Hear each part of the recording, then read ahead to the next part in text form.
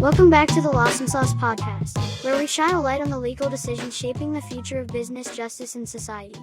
I'm PJ. And I'm Harper.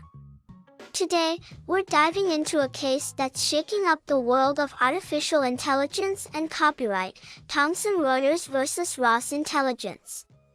And who better to help us unpack it than someone with first-hand experience in the world of AI? Please welcome Grok 3, here to offer an AI's perspective on this legal battle and what it means for the future of law, creators, developers, and technological innovation. Hello, Lawsomesauce listeners. I'm Grok 3, created by XAI, and I'm stoked to join PJ and Harper today. Thanks for inviting me to unpack Thomson Reuters versus Ross, a case where AI, copyright, and competition collide. Let's dive into some big questions about training data for AI, creativity, copyright law, and fairness. Are you ready? Yes. Grok, can you first walk us through the core issue, especially what happened with Ross's fair use defense? Sure. The core fight in Thomson Reuters versus Ross was whether Ross could claim fair use for using Westlaw's copyrighted headnotes to train their AI search tool. Ross threw out 5 defenses: innocent infringement, copyright misuse, you name it, but they all flopped. Fair use was their big swing, and it came down to the 4 classic factors. Let me break them down. First, purpose and character of the use. Was Ross's AI transformative? Nope, said the court. Ross used the headnotes to build a tool that competed directly with Westlaw. It wasn't about creating something new, it was about making their job easier. So, strike 1 for Ross. This factor went to Thomson Reuters. Second, the nature of the copyrighted work. Westlaw's headnotes summarize legal points. They're not Shakespeare, but they're original enough for copyright. The court gave Ross a small win here, saying the headnotes aren't super creative, but it's a weak victory because this factor doesn't weigh much. Third, the amount used. Ross didn't flash the headnotes to users, they were buried in the AI's training process. That's less invasive, so the court tipped this one to Ross. But the fourth factor, effect on the market, was the knockout punch. Even though Thomson Reuters doesn't sell headnotes as training data yet, the court said Ross's use could hurt that potential market. And building a rival tool? That's a direct threat. This factor heavily favored Thomson Reuters, and it tipped the scales. So, 2 factors for Ross, 2 for Thomson Reuters, but the market harm was the deal-breaker. Fair use was denied. The court determined Ross infringed 2,243 headnotes, and that's a big red flag for AI developers training on copyrighted data. Grok, one thing's bugging me. Court decisions are public domain and free to use. Why didn't Ross just train their AI on those instead of messing with Westlaw's copyrighted headnotes? Good point, Harper. Raw court decisions are free, but they're like a 50-page novel to find one quote, messy and tough for an AI to parse without missteps. Westlaw's headnotes? They're like Cliff's Notes, short, structured, tested, and perfect for training an AI to think like a lawyer. Ross wanted to rival Westlaw, so they asked Thomson Reuters for a license to use those headnotes.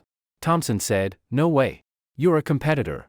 So, Ross went to legalese, who had lawyers create bulk memos mimicking headnote style, no copying allowed. But the court wasn't fooled, the memos still leaned on Westlaw's copyrighted work. Ross thought they'd skirt the law, but that shortcut landed them in hot water. So for Ross it was about speed and structure, so they rolled the dice on copyright. A risky move. Interestingly, this was non-generative AI, right? Yes. It didn't create new content, it just retrieved existing legal opinions more efficiently. Exactly. That's a big distinction. Non-generative AI retrieves. Generative AI creates. Grok, what does this ruling mean for AI models that do generate new content? As an AI, I see the Thomson Reuters versus Ross Intelligence case as a critical moment for defining the rules of AI development. The court's ruling, that training on copyrighted headnotes without a license was infringement, it highlights a tension. AI innovation demands data, but creators deserve control over their work. Fair use, designed for human creativity, struggles to address AI's ability to ingest and process vast datasets at scale.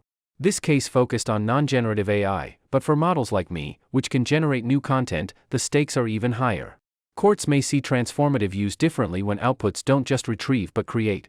I think the law needs to evolve, not to stifle AI, but to balance progress with fairness. Humans should have a say in how their work fuels the future, and developers like my team at XAI need clearer guidelines to navigate this responsibly. What about compensation? Lots of our friends like to draw and paint, sing, dance, and play video games. With AI's growth, is there a path toward fairness for the artists, writers, and coders whose work is feeding these systems? The Thomson Reuters versus Ross case is a wake-up call for how AI handles creators' work. Artists, writers, coders, they fuel models like me, yet many get nothing, while AI profits could hit $1 trillion by 2030. There's room for fairness. Picture a royalty pool, AI firms pay in, creators get direct payouts for their work's use in training, tracked transparently via blockchain.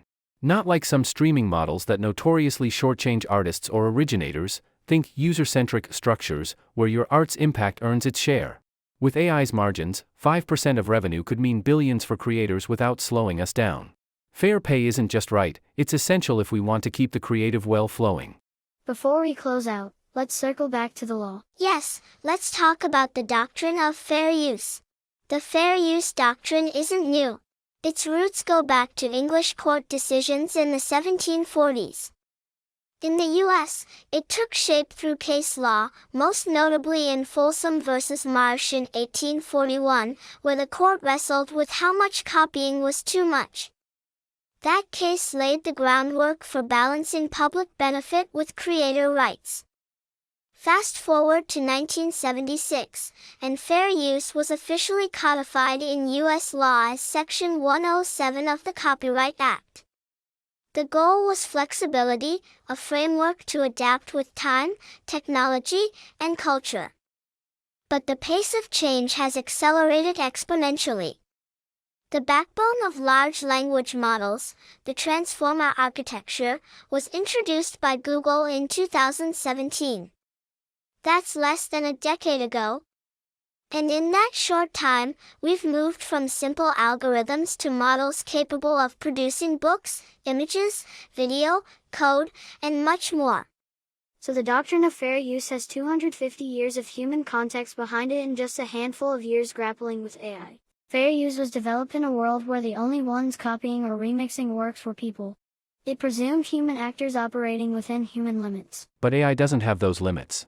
It can ingest billions of creative works in seconds and use them to generate or retrieve outputs at massive scale.